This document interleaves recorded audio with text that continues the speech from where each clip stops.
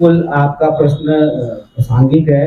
तो इसी वजह से कि अपनी सरकार पावरफुल है, वो हमारे ध्यान में है और सरकार ने उसके लिए लगातार कदम भी उठाए हैं।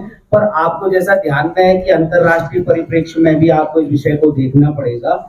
जो डीप स्टेट वहां पर काम कर रहा है और जिसके वजह से शेख हसीना का तख्ता पलट किया, मैंने कोई इस्तीफा नहीं दिया है, तो उनकी गवर्नमेंट एक तरह से एग्जाइल में है और भारत में ही है। आपको ऐसा नहीं लगता शेख हसीना को? बिल्कुल भी नहीं, क्योंकि छात्र आंदोलन की आड़ में वहाँ के कट्टरपंथी संगठन पहले से ही एक सुनियोजित साजिश के तहत ये काम कर रहे थे। आपको मैंने पहले भी उदाहरण दिया है, कोई पहला ही इंस्टांस नहीं है।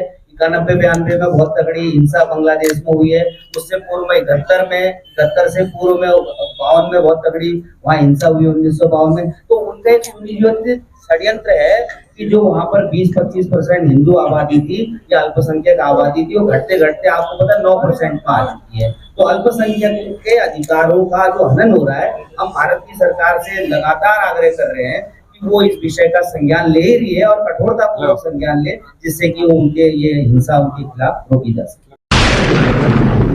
राजनीतिक, सामाजिक, जनहित की आवाज, हालात शहर, कैसी भी हो खबर कवरेज करते हैं होकर निडर। जमीनी हकीकत का सच देखने के लिए देखते रहिए न्यूज हालात शहर हल्द्वानी से। पीजी इंटर कॉलेज ग्राउंड से पहले एक वहां पर सभी लोग एकत्रित होंगे, उसके बाद संबोधन होगा और फिर उसके बाद तिकोनिया में से होते हुए हमारी एमबी इंटर कॉलेज से निकलेगी रैली और उसके बाद जो जिलाधिकारी आवास है वहां तक हम जाएंगे। जिलाधिकारी महोदय के माध्यम से महामहिम राष्ट्रपति जी को हम ये ज्ञापन देंगे, जिससे कि बांग्लादेश पे जो नरसंहार, जो अपहरण, बलात्कार और संपत्ति का नुकसान हो रहा है वो रोका जाए। विवेक जी, यदि बात की जाए, आज बांग्लादेश में हालात ऐसे हो गए हैं कि वहाँ पे हिंदू और अल्पसंख्यक बौद्ध धर्म के जो लोग हैं उन पे अत्याचार किए जा रहे हैं, लगातार मंदिरों को तोड़ा जा रहा है और देखा जाए तो बहुत ही अर्धक नरसंहार वहाँ पर हो रहा है। इसमें को कैसे देखते हैं आप? देखिए, मानवता के नाते ये बिल्कुल ऐसा मतलब कुत्सित प्रयास है कि जिसकी जितनी भर्त्सना करी जाए उतनी कम है। ये एक ऐसा शर्मनाक है कि किसी भी देश के लिए ये शोभायमान नहीं है, जबकि मानव का मौलिक आधार होता है उसका जीवन। तो इन सब चीज़ों को लेकर हम 10 तारीख को कि हमारी आवाज़ है हमारे राष्ट्रपति तक पहुँचे, उनके माध्यम से बांग्लादेश की सरकार पर ऐसा प्रेशर बनाया जाए कि ये जो वहाँ पर इस तरह के जो कृत्य हो रहे हैं वो कृत्य को रोक लगे।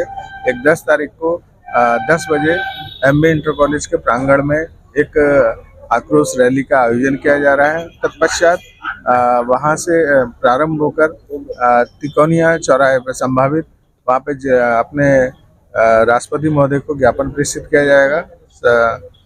ये हम इस तरह का कार्य कर रहे हैं। सर, आपका नाम?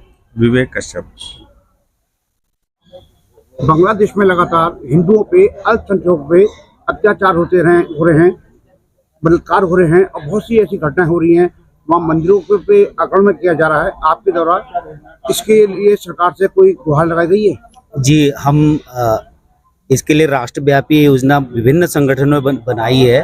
नागरिक संगठन भी उसमें है, अपने सामाजिक संगठन भी उसमें है। सभी जागरूक संगठनों के द्वारा जो ये अल्पसंख्यकों पर वहाँ पर नरसंहार किया जा रहा है, विशेषकर हिंदुओं पर, तो उसके लिए हमने देशव्यापी धरना प्रदर्शन की भी योजना बनाई है और 10 तारीख को अपने यहाँ एमबीपीजी इंटर कॉलेज से एक बड़ी सभा होगी। उसके उपरांत हम जिलाधिकारी के माध्यम से महामहिम राष्ट्रपति को ज्ञापन देंगे, जिसमें भारत सरकार ही नहीं तो UNHRC से, United Nations human right commission से भी हम आग्रह कर रहे हैं कि एक स्वतंत्र न्यायिक आयोग बनाकर बांग्लादेश में जो नरसंहार किया जा रहा है, धर्मांतरण जबरदस्ती किया जा रहा है और जो वहाँ संपत्ति का नुकसान है, जो बालक बच्चे विद्यालय जाने से वंचित हैं, उनके अधिकारों की रक्षा के लिए हम एक स्वतंत्र आयोग की अंतर्राष्ट्रीय मानवाधिकार आयोगों से भी और UNHRC से भी आग्रह कर रहे हैं। वही बात की जाए, अभी कुछ महीनों पहले वहाँ पे तख्ता पलट हुआ था बांग्लादेश में, तब शेख हसीना ने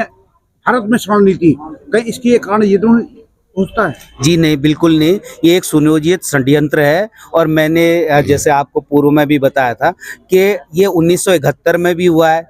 आज़ादी के बाद 1947 के बाद, जब पहले 1971 से पूर्व पाकिस्तान था, पूर्वी पाकिस्तान, वहाँ पर भी मानवाधिकारों का सतत हनन हुआ है। और 91-92 में भी काफ़ी हनन हुआ है उधर। और अभी ये सुनियोजित षड्यंत्र है कट्टरपंथियों के द्वारा।